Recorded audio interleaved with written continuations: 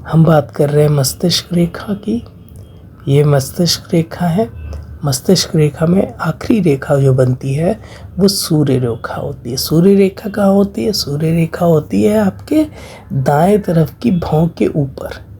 ये जब आप भौं ऊपर उठाते हैं यानी कि आईब्रोज उठाते हैं तो जो रेखा बनती है वो रेखा सूर्य रेखा होती है। ये सूर्य रेखा अगर आपकी शुक्र रेखा यानी कि माथे के बीच में और आपकी चंद्र रेखा यानी कि बाएं भौं के ऊपर जो रेखा बनती है उसको जोड़े तो आप अति भाग्यशाली होंगे। ये रेखाएं जितनी सीधी होती हैं उतनी ही स्पष्ट, उतना ही ज़्यादा भाग्यशाली आप हो जाएंगे।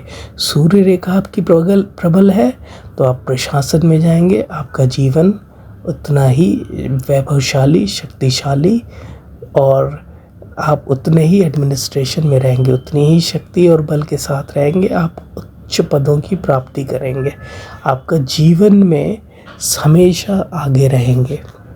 आप हमेशा सर्वोपरि रहेंगे, किसी गवर्नमेंट जॉब में या पॉलिटिक्स में या फिर आप किसी ऐसे जैसे कि स्पोर्ट्स स्टार हो या फिर आप सुपरस्टार हो, रॉक स्टार हो, ऐसे जो पूरी दुनिया जाने जिस इंसान को, आप ऐसे पद पे रहेंगे। छोटे मोटे बिजनेसमैन नहीं, अगर आप होंगे बिजनेसमैन हैं तो टॉप के बिजनेसमैन होंगे। अगर आप एक्टर हैं तो टॉप के एक्टर होंगे। अगर आप सिंगर हैं तो टॉप के सिंगर होंगे। अब अगर आप पॉलिटिशियन हैं तो टॉप के पॉलिटिशियन होंगे।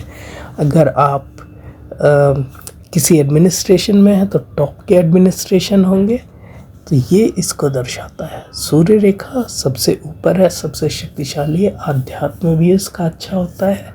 ऐसे व्यक्ति ये निर्भय होते हैं और अपने शक्ति, बल और अपने ऑरा से सारी दुनिया जीत लेते हैं। ये चक्रवर्ती होने की निशानी भी है।